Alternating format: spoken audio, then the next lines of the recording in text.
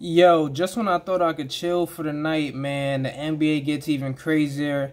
And I'm pretty sure I'm probably gonna end up dropping like 2 or 3 more videos tomorrow, just because, there's gonna be some trades that happen at the deadline, right before the deadline, that's gonna be just like this, but probably just not as good, man, because the Suns have just traded for Kevin Durant and TJ Warren, and look what they had to give up.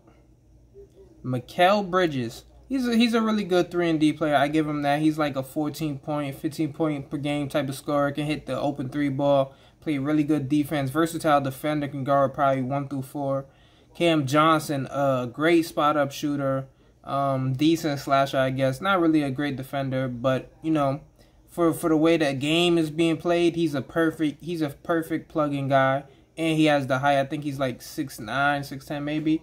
So Jay Crowder, also another 3-and-D guy, but he's been out for the whole season. He's probably fat as hell right now. He got that he got excused from the Suns for wanting to be traded. Then he got the Nets also got 4 first-round picks unprotected, which is a key thing in this. And then they have a 2028 pick swap. So, man, looking at this trade just makes me feel bad for Raptors fans, because I forgot how you say it, but Massage. I don't even know how to say the Raptors GM name. I'm not even going to attempt to do it, but I think it's Masai Ujiri, something like that. He could have got KD before the season even started if he would have just gave up Scottie Barnes in like 3. He probably. It took the Nets. It took the Suns to give up 4 first-round picks. So I'm almost positive if you're getting Scottie Barnes, either any combination of, maybe you could get an OG in there, you could get or you get a Precious Achiuwa type of in return, or Gary Trent Jr. I'm almost positive they could have had KD on that team. At the very least, you're having KD, Siakam, and most likely Fred VanVleet as your 3 main guys. In the East, that's a hell of a squad right there. And especially if you got to keep a guy like Precious Achiuwa, and a guy like, just those type of guys. And if you got to keep a combination of Gary Trent, or you got to keep, who else am I thinking of right now that's leaving my mind? Somebody else leaving my mind. But, like I said, they could have got him, bro. 3 first-round picks. 3 to 4 first-round picks. If they got OG and Scottie Barnes, it probably would have been maybe 1 to 2. It would have probably been like 2 first-round picks. But if you just get Scottie Barnes and maybe Gary Trent, that would have probably caused about 4 first-round picks. But at the end of the day, bro, just seeing what the Nets got for, what the Suns got for KD, what they gave up to get KD, it just lets you know the Raptors did a terrible job. And all they got to show for it is they got Jakob Poeltl in return. Now, what I will say though is they got to keep they got to keep their young guys like an OG and Scottie Barnes, and I can see that's playing out perfectly in hindsight, because the East just got weak as hell. Even though I think the Raptors are maybe like a 10th, I think they may be like a 10th seed now in the East, but now with the loss of Kyrie, KD in the East. Let me see. I want to see where they at in the standings. The Raptors are the 10th seed, so they're a playing team right now. They're definitely about to rise up a little bit. The Bulls didn't make no moves. The Bulls definitely need to make a move. So we got the Nets most likely gonna drop down. The Nets are at 5. They're gonna drop down way below. And the Raptors have a chance to really I'm just looking at it, bro. They would have been a top 4 seed right now if they had KD. Would have been a top 4 seed easily if they had KD. But yeah, enough of that. Let's talk about the actual lineup that the Suns have.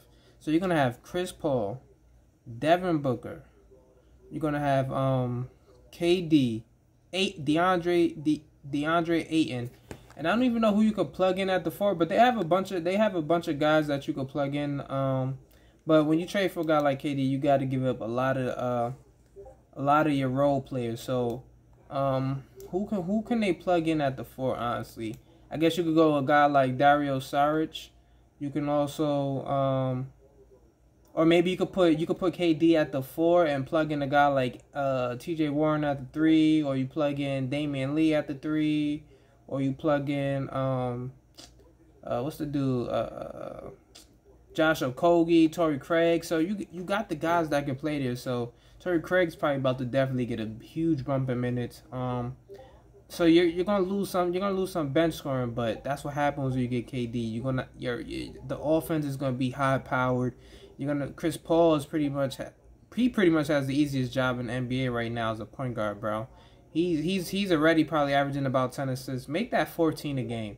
Make it 14 a game. Chris Paul is gonna give you the calmest 8 points, 13 assists a game in NBA history. So when you got a guy like Devin Booker and KD, that's sneaky. And now the West is stacked, bro. They just got Kyrie in the West.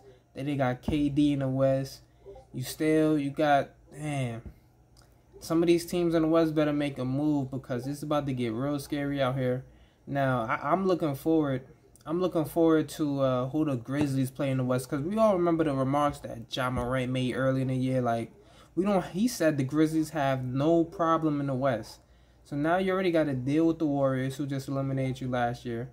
The Nuggets got healthier. Jamal Murray, KCP was a good pickup. Bruce Brown's a good pickup.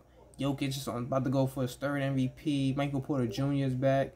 Aaron Gordon, that's a tough. They have the best plus minus in basketball. The Nuggets starting lineup.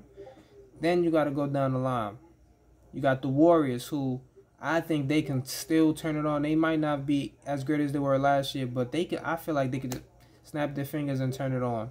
Now you got the Mavs, who, yeah, they lost some key players on the team, but you picked up a guy like Kyrie, a guy that can give you 30 to 40 any night.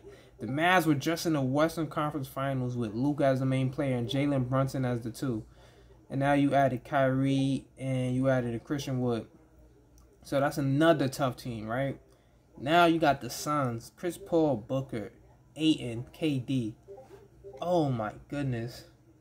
This is gonna get real scary, bro. Then the Lakers made a good move. They got D'Lo, Jared Vanderbilt, Malik Beasley. Wow. Then you got the Pelicans when healthy is gonna be CJ McCollum, Brandon Ingram, Zion. Oh my God. This is a tough team, bro. The West is stacked. I'm not gonna lie. This might be the best. This might be the best playoffs. If all these teams are healthy, this might be one of the best